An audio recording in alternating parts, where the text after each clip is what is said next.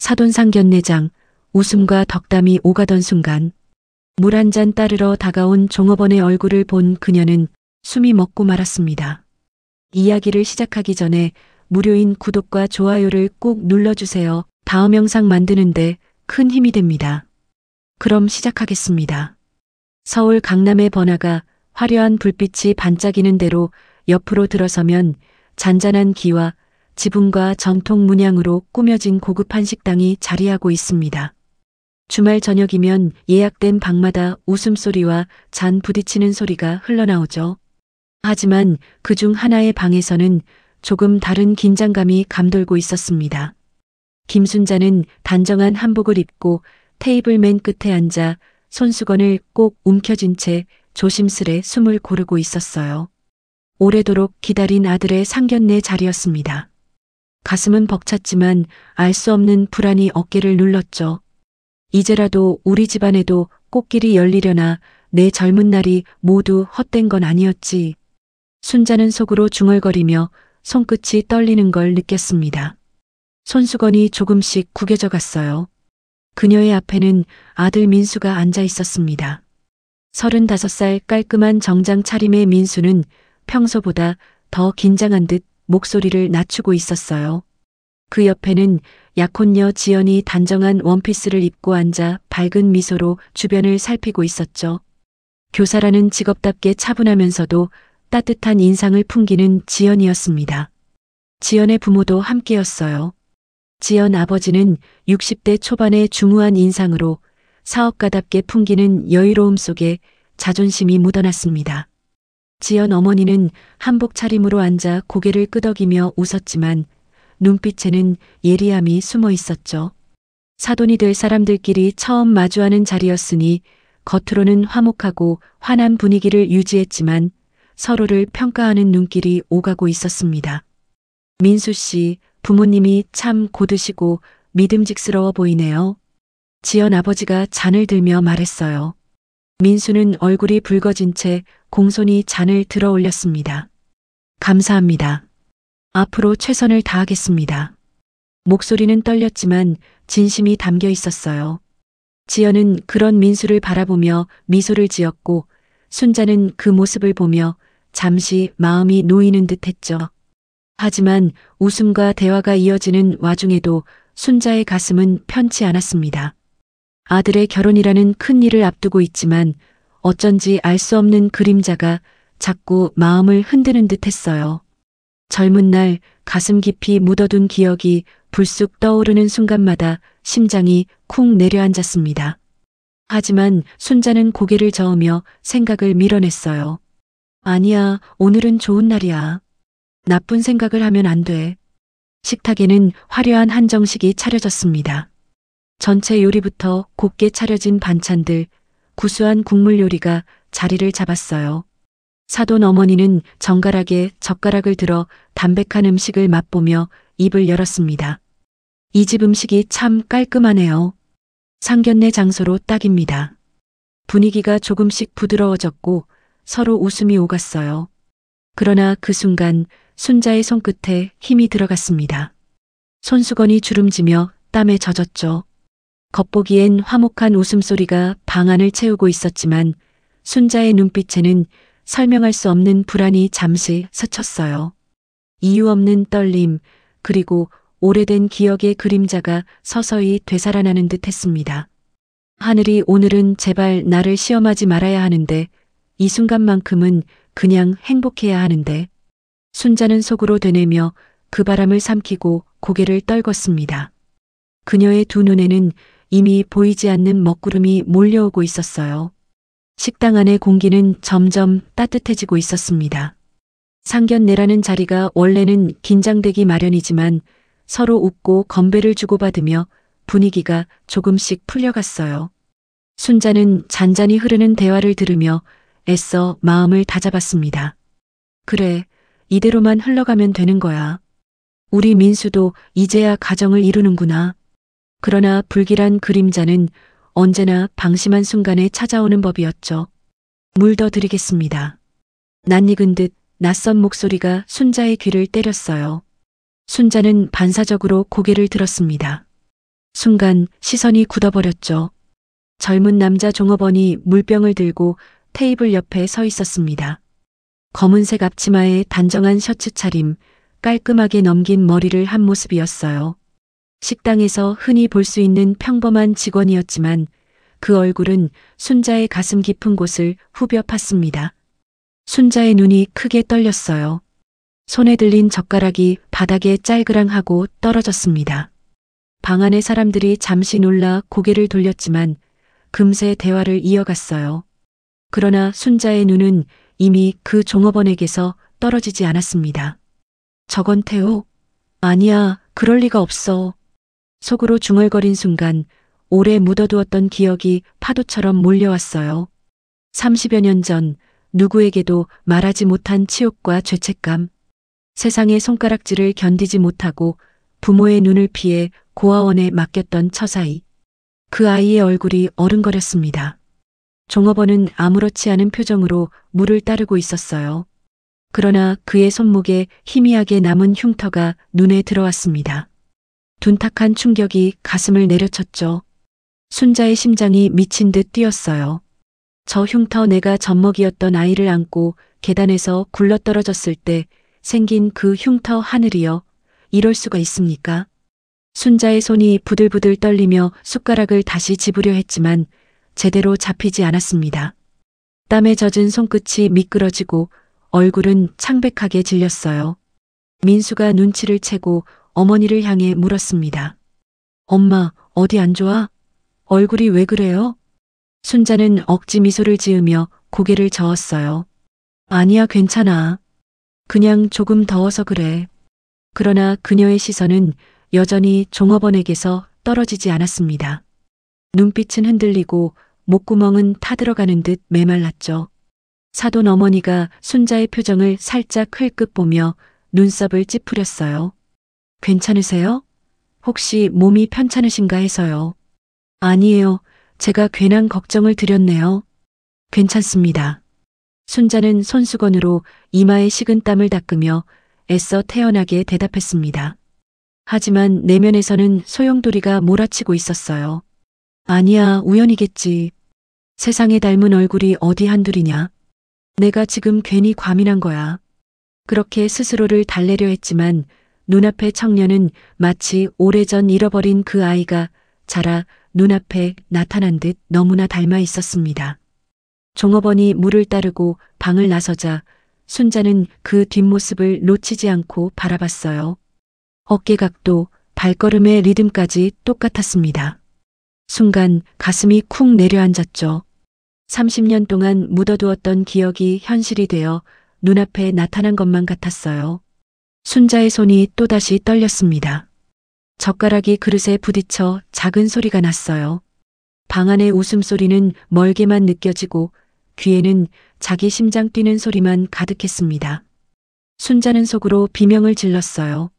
하늘이 날 심판하시려는 겁니까? 왜 하필 오늘, 왜 하필 이 자리에서?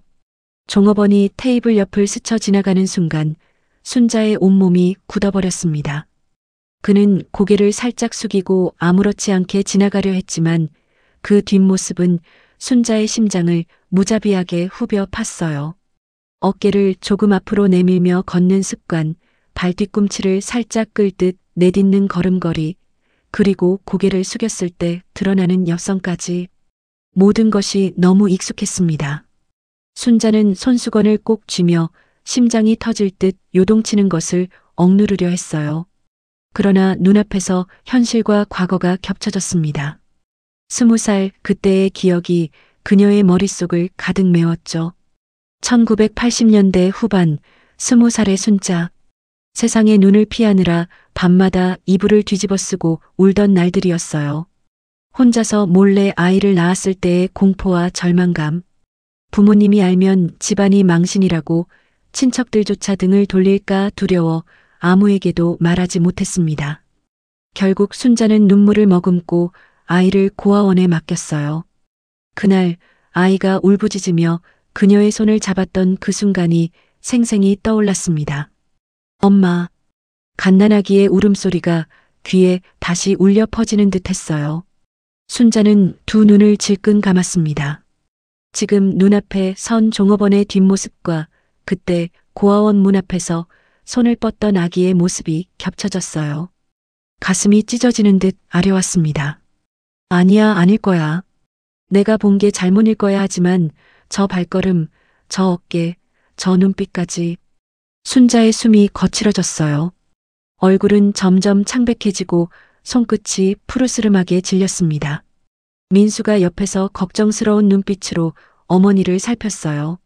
엄마, 괜찮으세요? 어디 아픈 거 아니죠? 순자는 억지로 고개를 끄덕이며 미소를 지으려 했지만 입술은 파르르 떨렸습니다. 사돈 어머니는 여전히 예리한 눈빛으로 순자를 바라봤어요. 정말 괜찮으신 거 맞아요? 오늘 같은 날은 몸도 마음도 건강해야 하는데. 순자는 허겁지겁 물잔을 들어 목을 축였습니다. 그러나 떨리는 손 때문에 물이 쏟아져 옷소매를 적셨어요. 방 안의 공기가 서서히 무거워졌습니다. 종업원이 다시 방을 나가려 고개를 숙이고 문 쪽으로 향했어요. 그 순간 순자는 눈을 크게 치켜떴습니다. 종업원의 목덜미 위로 아주 작은 점 하나가 보였어요. 어린 시절 태호의 목 뒤에도 똑같은 점이 있었습니다. 하늘이여, 정말 그 아이가 맞는 겁니까? 순자의 눈물이 주르르 흘러내렸어요. 억누르려 해도 울음이 목까지 차올라왔습니다. 손수건을 입에 대고 겨우 소리를 삼켰지만 가슴은 무너져 내리고 있었어요. 내가 그때 포기하지 않았더라면, 내가 그때 조금만 더 용기를 냈더라면. 순자의 시선은 종업원의 뒷모습에서 떨어지지 않았습니다. 마치 지금 당장 달려가 태호야 하고 부르고 싶었지만 사돈 부모가 지켜보는 이 자리에서 그런 말을 할 수는 없었어요. 그러나 심장은 이미 한계를 넘어섰습니다. 방 안에는 여전히 웃음소리와 건배 소리가 흘러나왔어요. 하지만 순자의 귀에는 아무 소리도 들어오지 않았습니다. 오직 눈앞에 선 종업원의 뒷모습, 그리고 가슴속에서 들끓는 죄책감과 절망만이 가득했어요. 그때였습니다. 종업원이 문 앞에서 잠깐 멈춰서더니 천천히 고개를 돌렸어요. 그 순간 순자와 눈이 마주쳤습니다. 종업원의 눈빛에는 무언가 알 수 없는 감정이 흘렀어요. 그리고 그의 입가에 희미한 미소가 스쳤습니다. 마치 뭔가를 알고 있는 듯한 그런 표정이었죠. 순자는 결국 속으로 절규했습니다. 하늘이 날 심판하려는 건가? 왜 하필 오늘, 왜 하필 이 자리에서 내가 가장 감추고 싶었던 상처를 이렇게 다시 드러내십니까? 그런데 정말 충격적인 것은 그 다음이었어요. 종업원이 방을 나서기 전 순자를 향해 작은 목소리로 속삭였습니다. 안녕하세요, 어머니. 방 안의 웃음소리는 여전히 흘러나오고 있었습니다. 지연 아버지가 잔을 들며 너스레를 떨자 모두 따라 웃었지만 순자의 웃음은 입술 끝에만 걸렸을 뿐 눈빛은 허공을 헤매고 있었어요. 손수건은 이미 땀으로 축축히 젖었고 그녀의 등줄기는 식은땀으로 흘러내렸습니다. 민수 씨, 부모님이 참 고드시고 믿음직스러워 보여요. 지연 아버지의 말에 민수는 긴장된 얼굴로 미소를 지으며 잔을 들어 올렸어요. 감사합니다. 앞으로 더 노력하겠습니다. 지연은 수줍게 고개를 숙였고 사돈 어머니는 만족스러운 듯 고개를 끄덕였습니다. 모두에게는 평화롭고 화목한 순간처럼 보였어요. 그러나 순자의 눈은 한 곳만을 향하고 있었습니다. 다시 방에 들어온 종업원이 테이블 옆에 무심히 서 있었어요. 그는 고개를 숙이고 조심스레 고기를 구워내기 시작했습니다. 석쇠 위에 올려진 고기에서 지글지글 소리가 나자 모두의 관심은 음식으로 향했지만 순자의 시선은 종업원의 손목에 가리고 팔에 멈춰 있었어요. 그 순간 종업원이 팔을 걷어 올렸습니다. 그리고 드러난 것은 희미하지만 뚜렷한 상처 자국이었어요. 순자의 눈이 휘둥그레졌습니다. 그것은 결코 다른 사람에게 있을 수 없는 오직 태호에게만 있는 흉터였어요. 젖먹이었던 아이를 업고 계단을 내려가다 미끄러져 생긴 상처, 죄책감과 함께 그녀의 가슴에 지워지지 않는 흔적으로 남아있던 그 흉터였습니다. 아니야, 아닐 거야. 세상에 흉터난 사람이 어디 한둘이겠어 하지만 저 위치, 저 모양까지 똑같을 수는 없어. 순자의 입술이 하얗게 질리며 손이 떨렸어요. 젓가락 끝이 그릇에 부딪혀 딸랑거리는 소리를 냈습니다. 방 안에 모두가 잠시 그녀를 쳐다봤지만 곧 다시 웃음 속으로 빠져들었어요. 아무도 몰랐습니다. 오직 순자의 내면에서만 거대한 폭풍이 일어나고 있다는 것을 말이죠. 순자는 자신도 모르게 종업원의 흉터 위로 손을 뻗었어요. 그러나 닿기 직전 그녀는 손을 움켜쥐며 가슴으로 끌어내렸습니다. 사돈 어머니의 눈길이 곁눈질로 자신을 지켜보고 있었기 때문이었어요. 이건 미친 짓이야. 지금 이 자리에서 이런 말을 할 수는 없어. 하지만 저 아이가 맞다면, 내가 30년 동안 버리고 외면했던 첫째 아들이 맞다면 난 어떻게 해야 하지? 순자의 가슴은 터져나올 듯 요동쳤습니다. 숨이 막혀오고 심장은 귓가를 때릴 정도로 뛰었어요. 눈가에는 눈물이 고였지만 그녀는 고개를 돌려 억지 미소로 감췄습니다. 민수가 그 모습을 보고 살짝 팔꿈치로 어머니를 건드리며 속삭였어요. 엄마, 정말 괜찮으세요? 아까부터 너무 창백해 보여요. 괜찮다니까, 그냥 긴장해서 그래. 순자의 목소리는 갈라져 나왔습니다. 그러나 그녀의 눈은 이미 종업원의 흉터에 고정되어 있었어요. 고기를 뒤집는 순간마다 흉터가 번쩍이며 그녀의 눈을 찔렀습니다. 그때였습니다. 종업원이 고기를 옮기며 순자 쪽으로 살짝 몸을 기울였어요. 그리고 아무도 듣지 못할 만큼 작은 목소리로 속삭였습니다. 30년 전 고아원에서 나왔어요. 김태호라는 이름으로요. 순자의 온몸이 얼어붙었어요. 손에 들린 젓가락이 바닥에 떨어졌고 입술은 파르르 떨렸습니다. 그녀는 종업원을 멍하니 바라보며 아무 말도 할 수 없었어요. 순자는 속으로 울부짖었습니다. 하늘이시여, 왜 오늘입니까? 왜 내 아들의 결혼을 축복받아야 할 이 자리에서 내가 가장 숨기고 싶은 죄가 드러나야 합니까? 방 안의 분위기는 여전히 웃음으로 가득했지만 순자에게는 고통과 두려움만이 넘쳐 흘렀습니다. 식탁 위 고기에서 피어오르는 연기는 그녀의 가슴 속 죄책감을 태우듯 시커멓게 번져갔어요. 순자는 더 이상 숨을 쉴 수 없을 만큼 가슴이 옥죄어 왔습니다. 종업원이 방금 전 속삭인 그 말이 머릿속에서 맴돌았어요. 30년 전 고아원에서 나왔어요. 김태호라는 이름으로요. 흉터가 눈앞에서 계속 번쩍이며 그녀를 압박했습니다. 애써 외면하려 해도 눈길은 자꾸만 그곳으로 돌아갔고 손끝은 얼음장처럼 차가워졌어요. 마침내 그녀의 심장이 한계에 다다른 순간 억눌러왔던 절규가 터져나왔습니다. 너 내가 태우지? 내가 버린 내 아들이 맞지? 식당 방안은 순간 정적에 휩싸였어요. 숟가락 소리도 웃음소리도 멎었습니다. 모두의 시선이 순자에게, 그리고 그녀가 붙잡은 종업원에게 쏠렸어요. 종업원의 눈이 커졌습니다. 그의 팔을 거칠게 움켜쥔 순자의 손끝은 하얗게 질려 있었고 목소리는 떨리며 울부짖었어요. 눈가에는 참아왔던 눈물이 주르르 흘러내렸습니다. 민수가 벌떡 일어나 어머니의 팔을 붙잡았어요. 엄마, 무슨 소리예요? 제발 지금 이런 말 하지 마세요. 목소리에는 분노와 두려움이 뒤섞여 있었습니다. 지연 부모는 얼이 빠진 듯 서로를 바라보다가 얼굴이 일그러지며 고함을 쳤어요. 아니, 이게 무슨 추잡한 얘기입니까? 상견례 자리에서 숨겨둔 자식이라니. 우릴 바보로 아십니까? 지연 어머니의 얼굴은 분노로 붉게 달아올랐고 지연 아버지는 술잔을 힘껏 내려놓았습니다.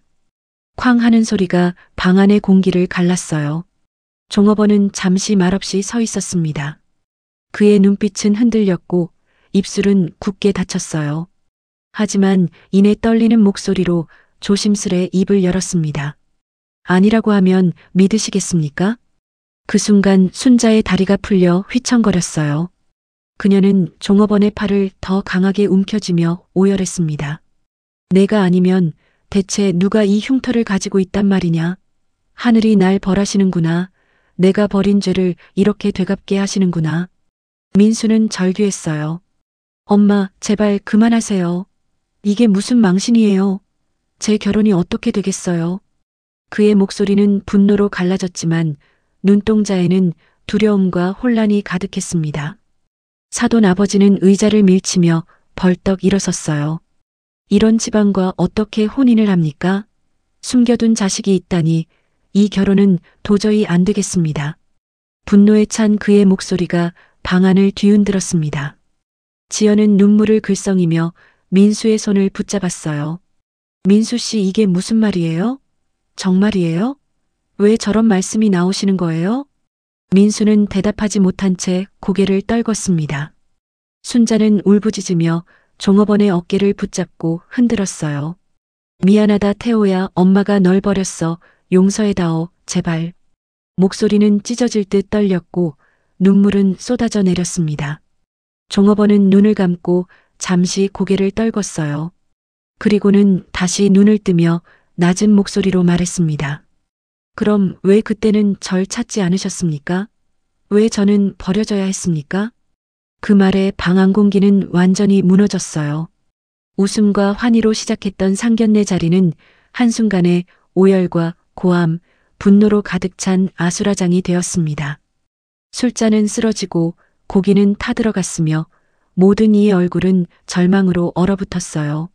사돈 어머니는 일어서며 한복자락을 휘날렸습니다. 이런 치욕스러운 자리에 더 있을 수 없어요. 당장 나가겠습니다. 지연은 울음을 터뜨리며 아버지의 소매를 붙잡았어요. 아버지, 제발 민수 씨는 잘못이 없어요. 하지만 지연 아버지는 고개를 저으며 딸의 손을 뿌리쳤습니다. 순자의 목소리가 마지막처럼 터져나왔어요. 나는 죄인이야. 그래도 내가 살아있어줘서 고맙다. 방 안은 눈물과 고함, 무너진 희망으로 가득 차버렸습니다. 30년 동안 숨겨왔던 비밀이 한순간에 모든 것을 파괴해버린 순간이었어요. 방 안은 이미 뒤집혀 있었습니다. 술잔은 쓰러져 국물이 흘러내렸고 고기는 타들어 연기가 피어올랐어요. 웃음으로 시작했던 상견례는 더 이상 상견례가 아니었습니다. 누구도 자리의 품위를 지키려 하지 않았어요. 지연 어머니가 벌떡 일어나 손바닥으로 탁자를 쾅 치며 소리쳤습니다. 이런 망신이 어디 있습니까? 상견례 자리에 숨겨둔 자식이 나타나다니 우리가 웃음거리입니까? 그녀의 얼굴은 붉게 달아올라 있었고 눈가에는 분노와 경멸이 가득했어요. 순자는 눈물을 흘리며 애원하듯 고개를 숙였습니다. 죄송합니다. 정말 죄송합니다. 하지만 저 아이는 제 첫째 아들입니다. 제가 젊을 때 가난과 두려움에 미쳐버려 결국 버려야만 했던 아이예요. 하지만 살아 돌아와 제 앞에 나타났습니다. 하늘이 이 자리에서 진실을 드러내신 거예요. 그러나 사돈 아버지는 냉정하게 고개를 저었어요. 이런 집안과 혼사를 이어간다면 우리 집안 체면은 땅에 떨어집니다. 아무리 민수가 괜찮은 청년이라 해도 그 부모의 죄까지 함께 짊어질 수는 없어요. 그의 말은 칼날 같았습니다. 민수의 얼굴이 하얗게 질렸어요. 민수는 절규하듯 소리쳤습니다. 아버님, 어머님, 제발 제 잘못이 아닙니다. 저도 이 사실은 오늘 처음 알았어요. 저를 믿어주십시오. 그러나 그의 목소리는 공허하게 울렸어요. 지연의 눈에서는 눈물이 터져나왔고 그녀는 두 손으로 얼굴을 가렸습니다. 민수 씨, 나도 당신을 믿고 싶어요. 하지만 우리 집이 이런 일을 받아들일 수 있을까요? 부모님이 어떻게 견디시겠어요? 지연의 말은 곧 울음으로 끊어졌어요. 순자는 자리를 박차고 일어나 종업원 태호에게 다가갔습니다. 그의 두 어깨를 붙잡고 흔들며 울부짖었어요. 미안하다 태호야, 내가 널 버리고도 이렇게 살아왔다. 용서하지 않아도 돼. 하지만 제발 오늘만은 날 원망하지 말아다오. 내 동생이 결혼을 망치지 않게 해다오. 태호의 눈빛이 번쩍이며 치받았습니다. 그의 목소리는 30년간 쌓인 분노로 떨렸어요.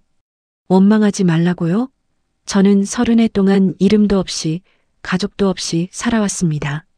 어머니는 다른 아들과 함께 웃으며 행복하게 살았잖아요. 그런데 이제 와서 제게 입 다물고 가만히 있으라는 거예요? 제 인생은 뭐가 됩니까? 그의 목소리는 울부짖음이었고 방 안은 다시 정적에 휩싸였어요. 민수가 어머니를 붙잡으며 절규했습니다. 엄마, 왜 지금 이런 얘기를 꺼내서 내 인생을 망치려고 해요? 왜 하필 오늘, 왜 내 결혼식 앞두고 이런 비밀을 드러내요? 지연이가 떠나면 전 어떻게 살아요? 그의 목소리는 분노와 절망으로 갈라졌고 손은 어머니의 팔을 거칠게 흔들었어요. 태호가 한 발짝 앞으로 나서며 냉소적으로 웃었습니다. 동생? 이제 와서 동생이라고 부르시네요. 30년 동안 혼자 자라며 꿈꿔왔던 가족이 이런 모습이었나요? 어머니도 동생도 모두 저 때문에 불편하시겠네요. 사돈 어머니가 자리에서 나서며 고개를 젓고 문 쪽을 가리켰어요. 됐습니다. 이 혼사는 여기서 끝입니다.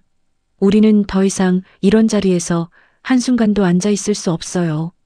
그녀는 가방을 움켜쥐고 일어서며 딸 지연을 향해 손을 뻗었습니다. 지연은 눈물을 흘리며 자리에서 일어나 민수 쪽을 돌아봤어요. 떨리는 입술 사이로 겨우 말이 흘러나왔습니다. 민수 씨 미안해요. 정말 미안해요. 하지만 우리 집안은 이제 돌아갈 수 없을 거예요. 그리고는 어머니 손에 이끌려 방을 뛰쳐나갔어요.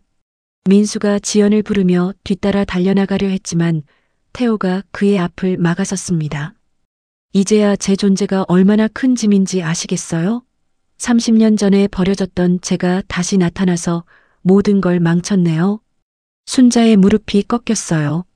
그녀는 바닥에 털썩 주저앉아 오열했습니다. 하늘이시여 제 죄를 용서하지 마십시오. 하지만 내 아들들만은 제발 살려주십시오. 태호는 순자를 내려다보며 쓸쓸히 말했어요. 이제야 후회하시는 건가요? 30년이 지나서야? 방 안은 더 이상 상견례가 아니었습니다. 산산조각 난 술잔, 버려진 음식, 눈물과 분노로 얼룩진 사람들만이 남아 있었어요. 상견례라는 이름 아래 쌓아 올린 모든 체면과 약속은 단숨에 무너져 내렸습니다. 30년간 숨겨왔던 비밀이 한순간에 세 사람의 인생을 모두 파괴해버린 순간이었어요. 상견례 방안은 이미 아수라장이었습니다. 사돈 가족은 절망과 분노로 문을 나섰고 지연은 눈물 속에서 민수를 바라보다 결국 어머니 손에 이끌려 나갔어요. 남겨진 것은 무너져 울부짖는 순자와 얼굴이 하얗게 질린 민수, 그리고 침묵 속에 서 있는 종업원 태호였습니다. 순자는 바닥에 주저앉아 두 손으로 얼굴을 가리고 흐느꼈어요. 내가 죄인이야. 내가 그 아이를 버렸어. 이제야 다시 나타났구나. 목소리는 갈라졌고 몸은 작은 파도처럼 떨려왔습니다. 민수는 손을 머리에 올린 채 절규했어요. 엄마 도대체 왜 이제야 이런 얘기를 꺼내는 거예요? 내 인생은 어떻게 하라고, 내 결혼은 어떻게 하라고요? 그의 목소리는 분노와 절망으로 찢겨 나왔습니다. 그 순간 태호가 조용히 앞으로 걸어 나왔어요. 얼굴은 굳어 있었지만 눈빛은 흔들렸습니다. 그는 방 한가운데 멈추더니 갑자기 무릎을 꿇었어요. 맞습니다. 저는 김순자의 아들 김태호입니다. 그 말은 방 안의 공기를 산산조각 냈어요. 순자는 눈을 크게 뜨더니 바닥을 기어가듯 태호 앞으로 다가왔습니다. 태호야, 정말 내가 태호니? 내가 살아있었구나. 눈물은 줄줄 흘러내렸고 손은 떨리며 그의 어깨에 얹혔어요. 태호의 목소리가 울부짖듯 터져나왔습니다. 왜 저는 버려져야 했습니까? 왜 저 혼자 고아원에서 이름도 없이 가족도 없이 살아야 했습니까? 어머니는 다른 아들과 함께 웃고 행복하게 살았잖아요. 저는 매일 밤 왜 버려졌는지, 부모가 누구인지 궁금해하며 울었습니다. 그의 말은 날카로운 칼날이 되어 순자의 가슴을 찔렀어요. 순자는 흐느끼며 그의 손을 붙잡았습니다. 미안하다, 엄마가 미쳤었다. 세상 사람들의 눈이 두려워서 내 부모의 눈을 피하려고 널 지켜주지 못했어. 하지만 내 심장은 단 하루도 너를 잊은 적이 없었다. 민수가 그 모습을 보고 절규했어요. 그럼 전 뭐예요? 저는 엄마한테 뭐예요? 저는 엄마가 평생 바쳐 키운 아들이 아니었어요? 그런데 이제 와서 형이라니 제가 살아온 35년은 뭐가 되는 거예요? 민수의 눈에서 뜨거운 눈물이 쏟아졌습니다. 태호는 고개를 떨구고 흐느끼며 말했어요. 저는 살아남기 위해 뭐든 했습니다. 허드렛 일을 하며 굶주리며 세상에게 버림받았다고 생각하며 살아왔어요. 고아원에서 나와서도 하루하루 버티는 게 전부였습니다. 그런데 오늘 어머니가 저를 알아봤을 때 제 마음은 무너져 내렸어요. 원망과 그리움이 한꺼번에 터져 나왔습니다. 순자는 태호의 손을 두 손으로 감싸쥐고 마치 아이처럼 울부짖었어요. 그래도 고맙다 살아줘서 고맙다 엄마가 널 찾아내지도 못했는데 내가 이렇게 살아서 내 눈앞에 나타나줘서. 태호가 순자를 올려다보며 떨리는 목소리로 물었습니다. 정말로 저를 그리워하셨어요? 아니면 지금 죄책감 때문에 그러시는 건가요? 30년 동안 한 번도 찾지 않으셨잖아요. 민수는 벽에 기대어 숨을 몰아쉬었어요. 분노와 혼란, 질투와 슬픔이 뒤섞인 얼굴이었습니다. 결혼도 끝났어. 내 인생도 끝났어. 그런데 이제 형까지 나타났다고? 난 도대체 어디로 가야 해요? 지연이는 떠났고 사돈 어른들은 우리 집안을 욕하며 나갔는데 이제 저는 어떻게 살아요? 민수의 울음은 방 안에 메아리 쳤습니다. 태호는 여전히 무릎을 꿇은 채로 어깨를 떨며 울고 있었어요. 그의 눈에서 흘러내린 눈물은 바닥을 적셨고 순자의 눈물과 섞여 흘러내렸습니다. 순자가 두 아들을 번갈아 보며 절규했어요. 내가 모든 걸 망쳤구나. 태호를 버려서 그 아이 인생을 망쳤고 오늘 비밀이 드러나서 민수 인생까지 망쳤어. 그 순간 방 안에는 어떤 화려한 말도 위로도 없었습니다. 오직 세 사람의 울음과 절망 그리고 30년의 시간이 무너져 내리는 소리만이 가득했어요. 한 가족이지만 처음 만난 세 사람의 상처가 이 작은 방 안에서 모두 터져 나오고 있었습니다. 상견례 방 안은 이미 폐허 같았습니다. 기름 냄새가 배어든 연기, 쓰러진 술잔과 젖은 테이블보, 그리고 흩어진 젓가락들이 있었어요. 방금 전까지 웃음소리로 가득하던 자리는 눈물과 분노만 남은 아수라장이 되어 있었습니다. 순자는 여전히 무릎 꿇은 태호 앞에서 눈물을 쏟고 있었어요. 그의 손을 놓지 않은 채 어린아이처럼 흐느꼈습니다. 미안하다 태호야. 정말 미안하다 엄마가 너를 지켜주지 못했구나. 태호는 고개를 떨군 채 흐느꼈어요. 원망했습니다. 정말 수백 번 원망했어요. 그런데 오늘 어머니 눈빛을 보고 원망만으로는 설명할 수 없는 마음이 터져 나왔습니다. 그리움이었어요. 순자의 어깨가 더 크게 흔들렸습니다. 오열 속에서 그녀는 두 손으로 태호의 손을 꼭 감싸쥐었어요. 그리워해줘서 고맙다. 엄마가 죄인인데 그래도 넌 날 아직 엄마라고 불러주는구나. 옆에서 민수는 바닥에 털썩 주저앉아 있었어요. 두 손으로 머리를 감싼 채 그의 눈에서도 눈물이 멈추지 않았습니다. 결혼은 끝났어. 내 인생도 끝났어. 그런데 이제 형이 나타났다니 난 어떻게 살아야 해. 그의 울부짖음은 방 안을 메아리 쳤어요. 순자는 고개를 돌려 민수를 바라봤습니다. 눈물에 젖은 얼굴, 절망에 빠진 아들의 모습이 너무도 애처로웠어요. 그녀는 손을 뻗어 두 아들의 손을 억지로 붙잡았습니다. 민수야 태호야 너희는 내 아들이야. 내가 죄인이라 해도 너희만은 다시는 놓지 않을 거다. 죽는 날까지 붙잡고 살아낼 거야. 그 순간 방 안은 정적에 잠겼어요. 분노와 원망으로 들끓던 공기가 고통의 눈물 속에서 차츰 가라앉고 있었습니다. 태호는 여전히 무릎을 꿇고 있었지만 그의 손끝은 어머니의 손을 되쫓지 않았어요. 민수 역시 격렬히 울고 있었지만 어머니의 손길을 뿌리치지 못했습니다. 태호가 떨리는 목소리로 말했어요. 30년 동안 가족이 있는 사람들을 부러워했습니다. 명절 때마다 혼자 남겨질 때마다 저에게도 집이 있다면 얼마나 좋을까 생각했어요. 민수가 고개를 들어 태호를 바라봤습니다. 형 정말 미안해요. 저는 그동안 엄마 사랑을 혼자 독차지하고 살았네요. 형이 겪은 고통을 전혀 몰랐어요. 순자는 두 아들을 번갈아 보며 눈물을 흘렸어요. 이제라도 늦지 않았다면 우리 세 사람이 진짜 가족이 되어보자. 망가진 것들은 다시 만들어가고 상처는 함께 아물게 하자. 밖에서는 이미 사돈가족이 떠난 뒤였습니다. 결혼은 파혼으로 끝났고 체면과 명예는 산산조각 나버렸어요. 그러나 순자의 가슴 속에는 새로운 울음과 함께 작은 불씨가 피어오르고 있었습니다.